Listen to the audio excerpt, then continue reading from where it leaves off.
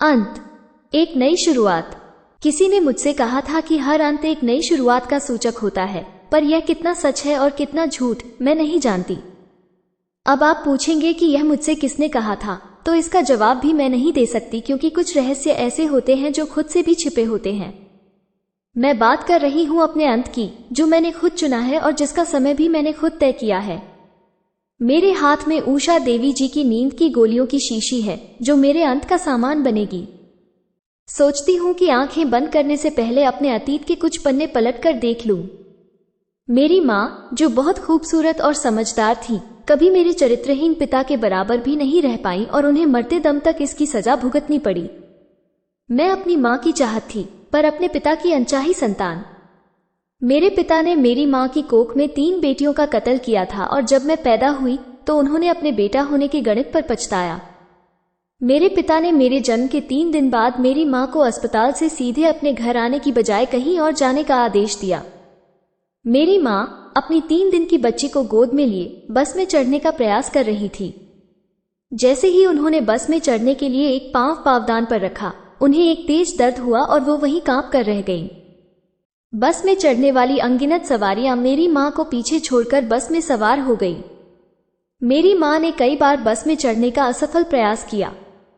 कहते हैं ना कि जिसका कोई नहीं होता उसका खुदा होता है। उस दिन मेरी माँ के साथ भी कुछ ऐसा ही हुआ। एक शख्स आया और उसने मेरी माँ की परेशानी भांपकर उन्हें सहारा देकर बस में चढ़ा दिया। इससे पहले कि वह उसका शुक्रिया भी अदा कर पाती, वो शख्स आंखों से ओझल हो गया। अब मैं अपने अंत के करीब हूं।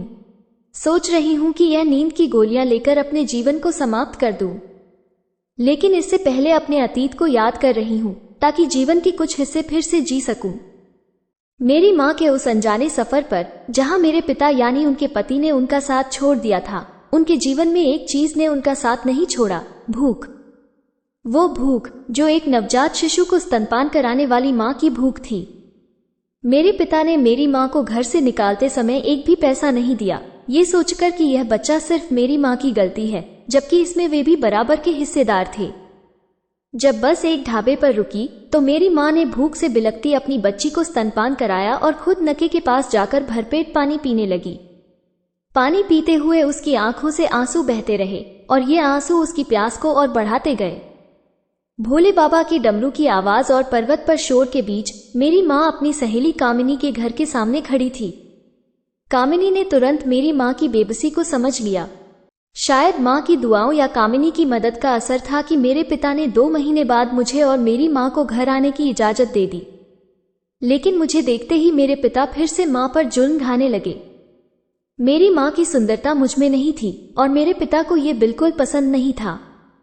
मेरी माँ बहुत सुंदर थी और यही कारण था कि मेरे दादाजी ने बिना दहेज के मेरे पिता का विवाह उनसे करा दिया था।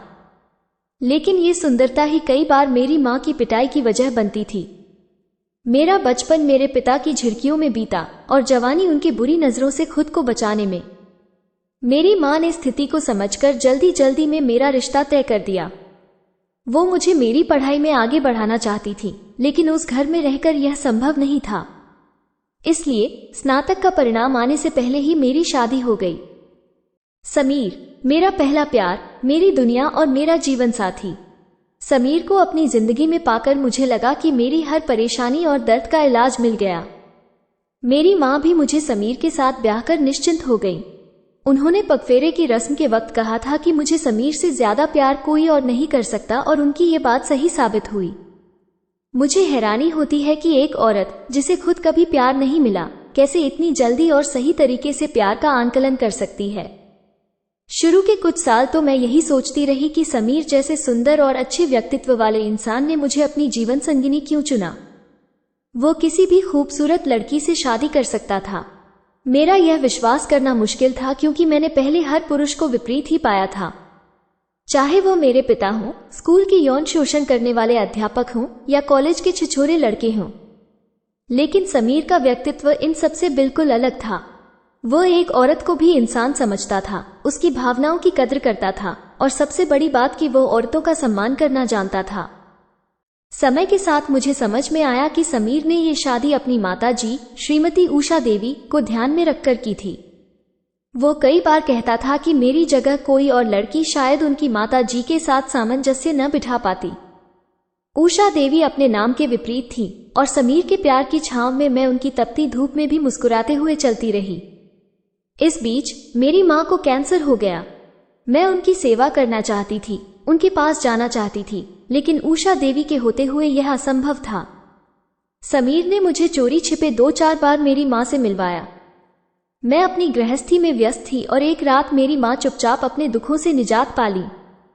मेरी माँ की मौत का मुझे इतना दुख नहीं हुआ जितना मेरे पिता की मेरी माँ की 13वीं के दिन ही दूसरी शादी करने का हुआ।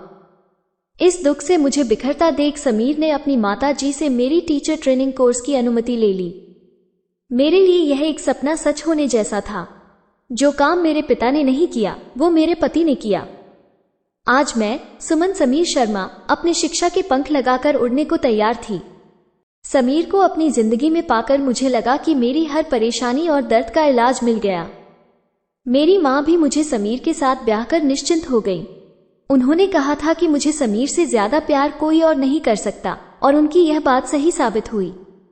मेरे टीचर ट्रेनिंग का पहला दिन था और मैं बहुत डरी हुई थी। एक छोटे शहर की लड़की और वो भी शादीशुदा, नई दिल्ली की फैशनेबल लड़कियों के बीच कैसे सहज हो पाएगी। समीर ने मुझे कॉलेज के बाहर छोड़ा और मुझे ऑल द बेस्ट कहकर अपने ऑफिस चले गए। जब मैं क्लास में पहुंची तो वहां फैशनेबल लड़कियां थीं। मैंने साधारण सलवार कमीज पहनी थी, माथे पर महरून रंग की बिंदी, हाथों में लाल चूड़ियां और कानों में छोटी बालियां थीं। बाकी लड़कियां मुझे अजीब नजरों से देख रही थीं। उनमें से एक ने मुझसे पूछा, क्या आप स्टूडेंट हैं? और दूसरी ने कहा कि उसने मुझे एडमिशन रजिस्टर साइन करते देखा था। लड़कियों ने मुझे बहन जी कहकर हंसी उड़ाई और कहा कि शादी के बाद पढ़ाई की क्या जरूरत। मैं चुपचाप एक कोने में बैठ गई और वहां मुझे मेरी सबसे खास सहेली पूजा मिली। पूजा भी एक छोटे शहर से थी और उसने भी जीवन में कई उतार चढ़ाव देखे थे। उसकी माँ सौतेली थी और इसलिए उसके पापा ने उसे दिल्ली भेज दिया था। हम दोनों की हालत लगभग एक जैसी थी। मैं रूप रंग में गरीब थी जबकि पूजा रूप रंग में मालामाल थी। उन फैशनेबल लड़कियों के बीच मैं अजूबा थी, लेकिन मैंने अपनी मेहनत और लगन से सभी अध्यापिकाओं का दिल जीत लिया। ये सब आसान नहीं था, लेकिन मेरी माँ का सपना मुझे हिम्मत देता रहा। मैं सुबह 4 बजे उठकर सारे काम निपटाती और फिर कॉलेज के लिए निकलती। शाम को घर लौटकर फिर काम में जुट जाती और रात को 12 बजे तक पढ़ाई करती। पति और सास को भी खुश रखना था, खासकर उषा देवी को।